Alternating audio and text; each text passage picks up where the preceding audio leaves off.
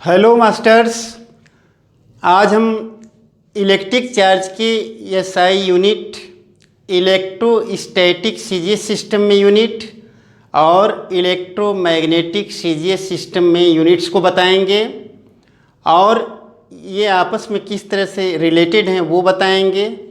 फिर basic properties of charge बताएंगे जिसमें एडिटिविटी ऑफ क्या चार्जेज, फिर सेकेंड नंबर पर क्वांटाइजेशन ऑफ चार्ज और थर्ड नंबर पर कंजर्वेशन ऑफ चार्ज। इसके बाद फिर वेक्टर की कुछ बेसिक कॉन्सेप्ट डिस्कस करेंगे जिससे कि कूलम्स लॉ को समझने में ज़्यादा आसानी हो। तो देखिए आप सबसे पहले SI unit of charge coulomb लिखते हैं।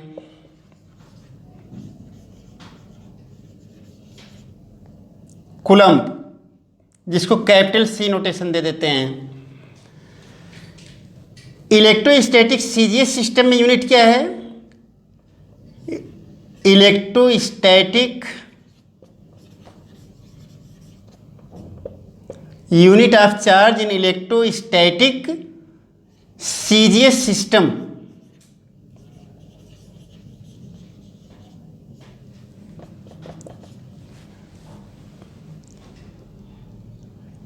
ESU ऑफ चार्ज बोलते हैं या इसी को स्टेट कूलम बोलते हैं।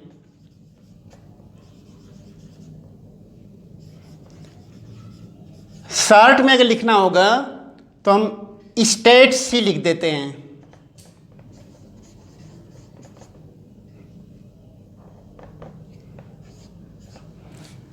इन इलेक्ट्रोमैग्नेटिक सीजीएस सिस्टम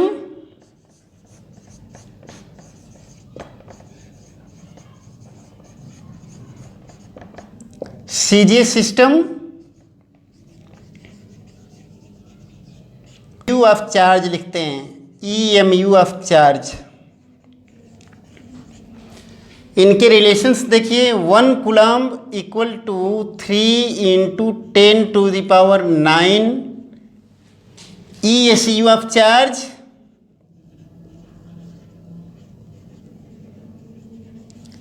और 3 × 10⁹ स्टेट कूलम। और यही किसके इक्वल होता है? 1/10 EMU of charge, electromagnetic unit of charge. इस तरीके से तीनों यूनिट आपस में कनेक्टेड हैं। तो 1 coulomb equal to 3 × 10⁹ ESU of charge, मतलब इलेक्ट्रोस्टैटिक यूनिट ऑफ चार्ज, या 3 × 10⁹ स्टेट कूलम और 1/10 EMU of charge, electromagnetic unit of charge. अब हम बताने जा रहे हैं बेसिक प्रॉपर्टीज ऑफ चार्ज। तो basic properties of charge,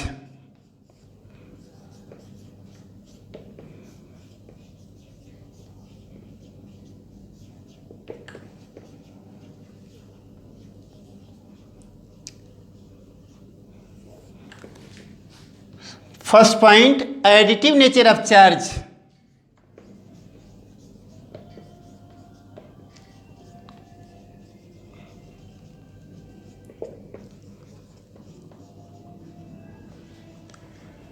second point, quantization of charge.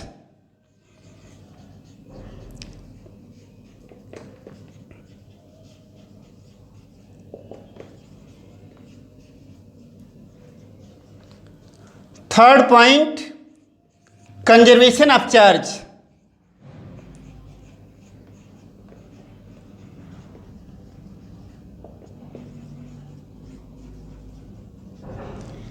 ये 3 बेसिक प्रॉपर्टीज हैं चार्ज की: additive nature of charge, quantization of charge और conservation of charge.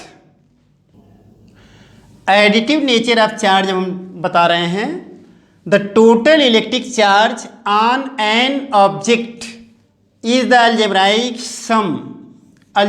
sum of all the electric charges distributed on the different parts of the object। Algebraic sum एक term आ रहा है, मतलब किसी object पर total charge अगर हमें फाइंड करना है तो इसके लिए हमें क्या करना चाहिए, जितने चार्जेज हैं उनका हमें क्या करना चाहिए, अलजेब्राइक सम लेना चाहिए। अलजेब्राइक सम का मतलब समझ रहे हैं, एक ऐसा समेशन जिसमें पोलैरिटी का केयर किया जाए। जैसे आप एग्जाम्पल के तौर पर ले सकते हैं, मान लीजिए कि आप जो किसी को मनी दे रहे हैं तो उसको अगर पॉजिटिव से एक्सप्रेस कर रहे हैं, अपने डायरी में एक नोटेशन आपने बना लिया कि मनी अगर हमने दिया तो पॉजिटिव से एक्सप्रेस करेंगे और किसी से मनी लिया तो उसको नेगेटिव से एक्सप्रेस करेंगे।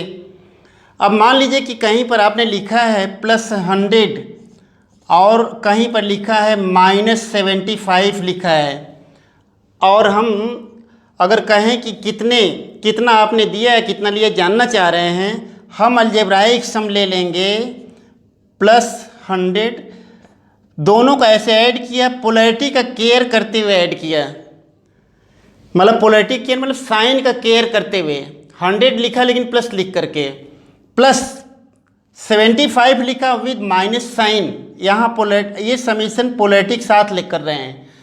ऐसे किसी भी समेशन को जिसमें कि पोलैरिटी का केयर किया जाए, साइन का केयर किया जाए, ऐसे सम को हम लोग बोलते हैं अलजेब्राइक सम।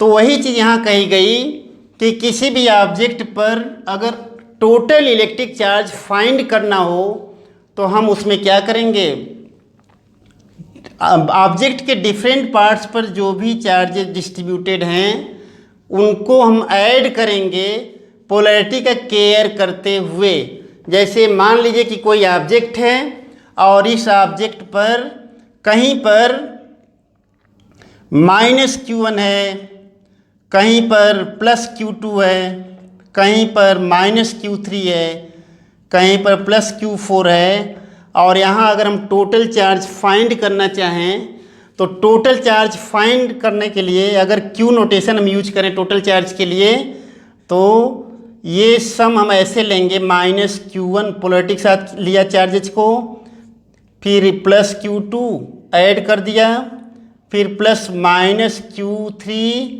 और +Q4, ये अलजेब्राइक सम लिया हमने।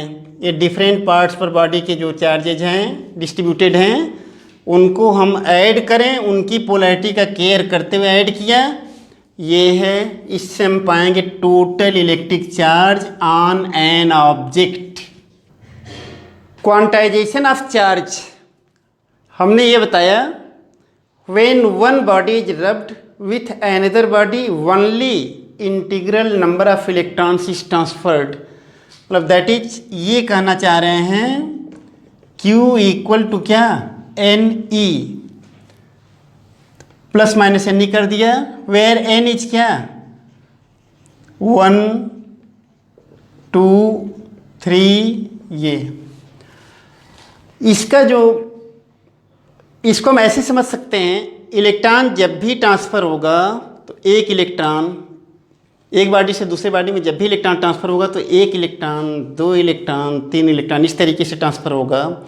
ऐसा नहीं होगा कि 1/2 इलेक्ट्रॉन ट्रांसफ़र हो, 1/3 इलेक्ट्रॉन ट्रांसफ़र हो, √2 इलेक्ट्रॉन ट्रांसफ़र होने लगे, ऐसा नहीं होता है। ठीक है, जैसे आप कहीं बुक लेने जाते हैं तो 1 बुक लेंगे 2 बुक लेंगे, ऐसा नहीं होगा कि 1/2 बुक लेंगे 3/2 बुक लेंगे √3 बुक्स लेंगे, ऐसा नहीं होता है। ठीक है, तो वही चीज़ है, इलेक्ट्रॉन जब भी ट्रांसफ़र होगा एक बॉडी से दूसरे बॉडी पर तो या तो 1 इलेक्ट्रॉन ट्रांसफ़र होगा या तो 2 या तो 3, इस तरीके से होगा। इसका एक्सपेरिमेंटल वेरिफिकेशन, ऐसे नहीं कि किसी ने इसको कह दिया हम मान लें, इसका एक्सपेरिमेंटल वेरिफिकेशन है। फैराडे के इलेक्ट्रोलिसिस लॉ के द्वारा जो है इसका एक्सपेरिमेंटल वेरिफिकेशन मिलता है। ठीक, और दूसरा एक्सपेरिमेंटल प्रूफ जो है 1912 में मिल्किन्स आयल ड्रॉप एक्सपेरिमेंट से कंफर्म हुआ कि क्वांटाइजेशन ऑफ चार्ज एक सत्यता है, ये ट्रुथ है। किस एक्सपेरिमेंट से? फैराडे के इलेक्ट्रोलिसिस के एक्सपेरिमेंट से, वेरीफाइड बाई, ऐसे नहीं कि कोई कुछ कह दिया उसको आप मान लेंगे, वेरीफाइड बाई। भाई हर चीज़ का प्रोसेस है ना, ऐसे थोड़ी है कि अब कोवैक्सीन कोई भी बना दिया आप लगाने लगे उसको, नहीं, जब तक कि वो एक्सपेरिमेंटली वेरीफाई न हो जाए। वैसे यहाँ भी इसका एक्सपेरिमेंटल वेरिफिकेशन है, और इस एक्सपेरिमेंटल वेरिफिकेशन को किसने दिया? फैराडे के इलेक्ट्रोलिसिस लॉ ने, ठीक है, verified by electrolysis laws of क्या, इलेक्ट्रोलिसिस लॉज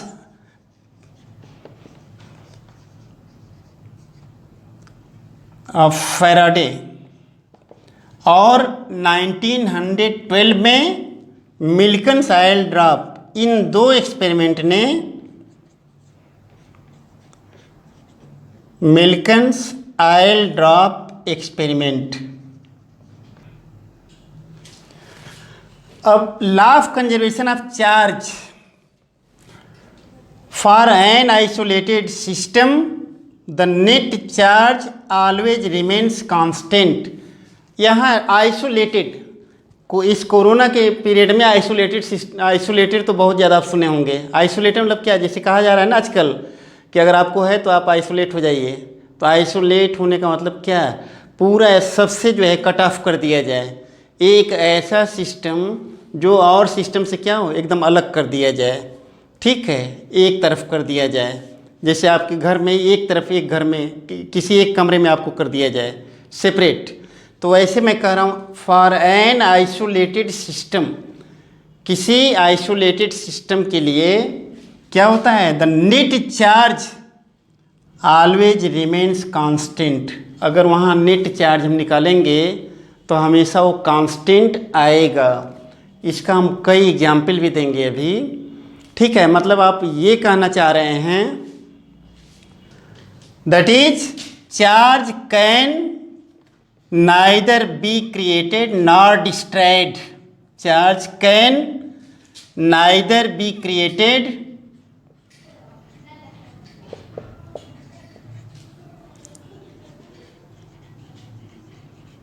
नॉर डिस्ट्रॉयड।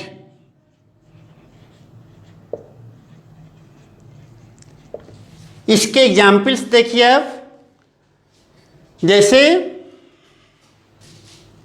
तो charge can neither be created nor destroyed. अब इसके एग्जाम्पल देखिए, पेयर प्रोडक्शन का एग्जाम्पल देखिए। For example in case of pair production, pair production के केस में देखिए,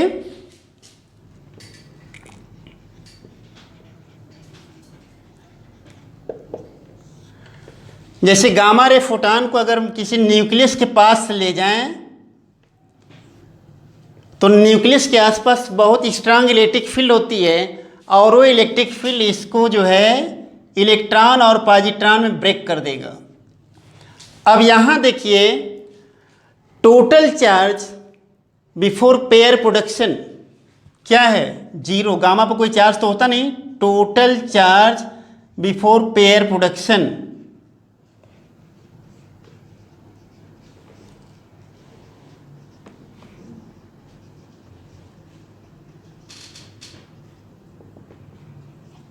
फिर ऐसे ही total charge after pair production, यहाँ -1 यहाँ +1 क्या हो जाएगा, 0 हो जाएगा। दूसरा एग्जाम्पल पेयर एनिहिलेशन का, पेयर एनिहिलेशन,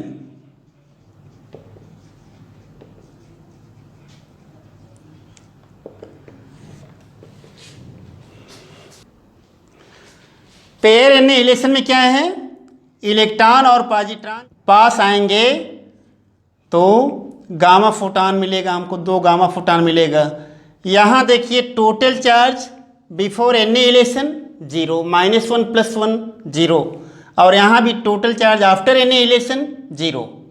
और ये है law of conservation of charge, मतलब total charge before annihilation -1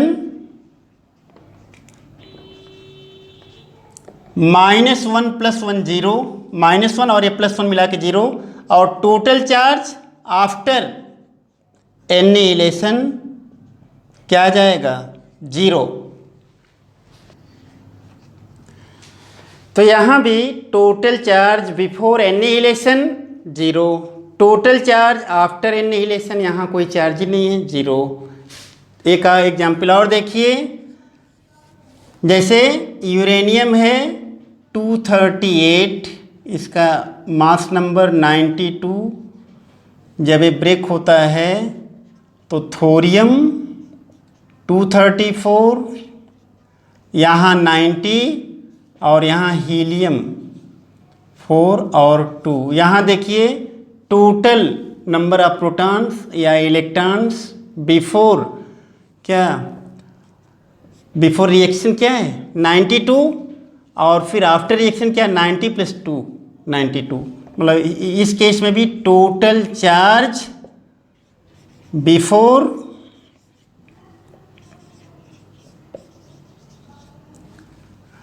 DK equal to क्या,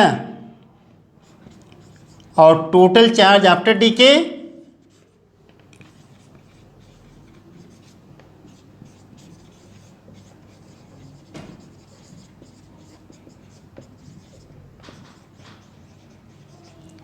ये 90 + 2 92।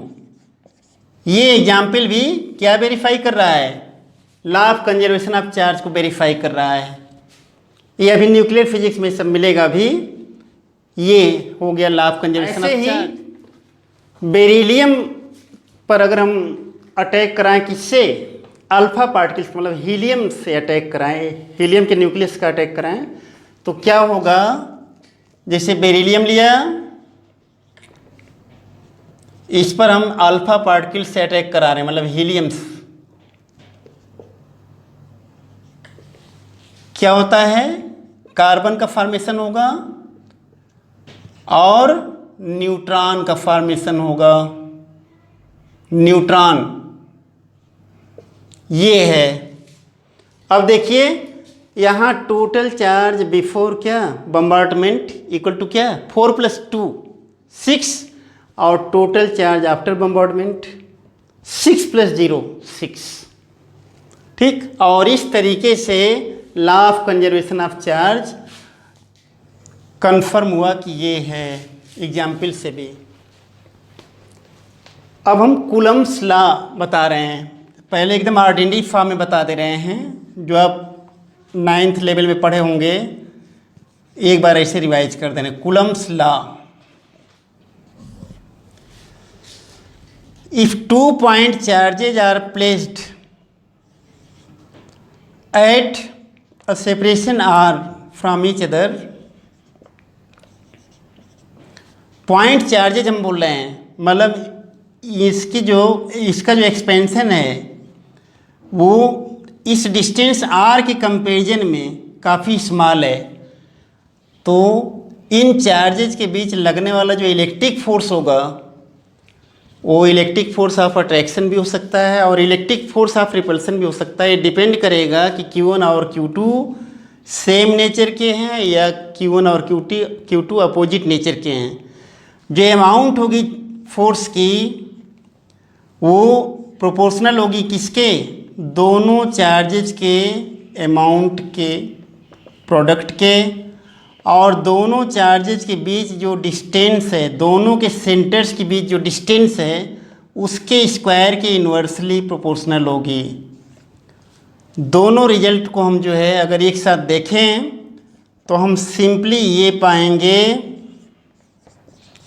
क्या, F proportional to Q1 Q2 upon R²।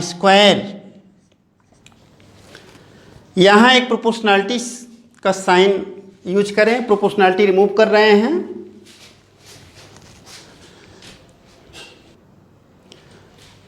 यहाँ प्रोपोर्शनैलिटी को रिमूव किया तो F equal two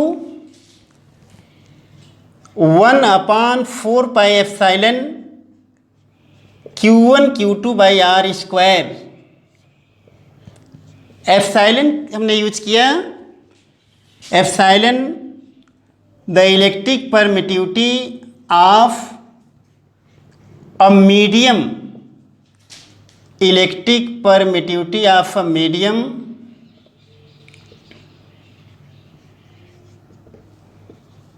of a medium in which point charges are kept.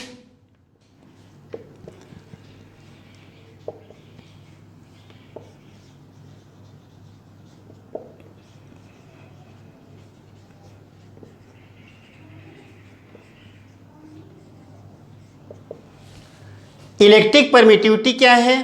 तो electric permittivity किसी मीडियम की क्या होती है? It is the property of a medium which determines the strength of electric force or electric field in a medium.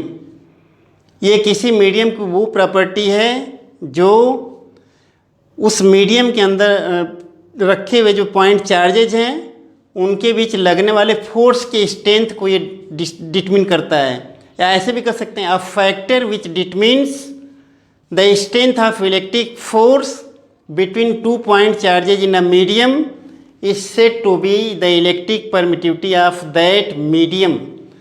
अगर free space में बात करें, in case of free space,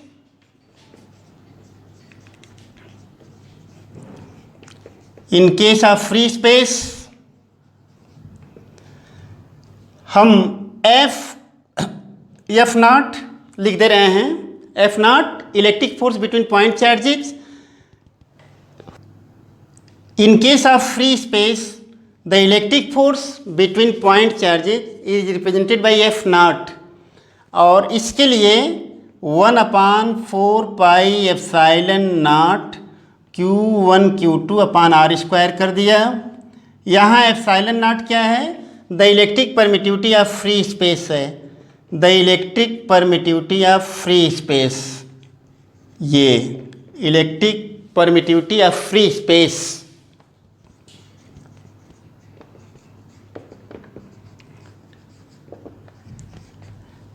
free space इसकी वैल्यू जो आती है एप्सिलॉन नॉट की,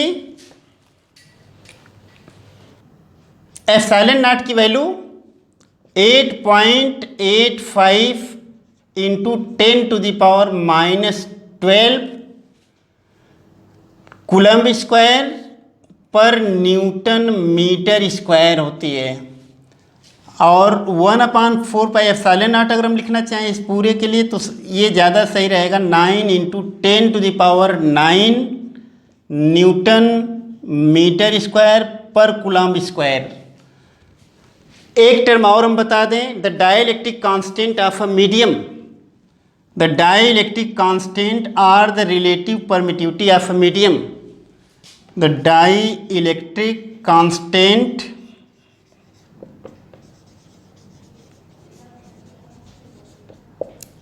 are the relative permittivity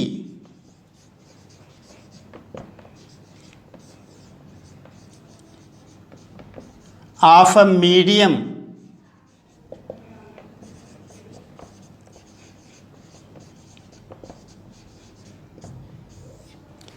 इसका नोटेशन हम लोग यूज करते हैं KR एप्सिलॉन R.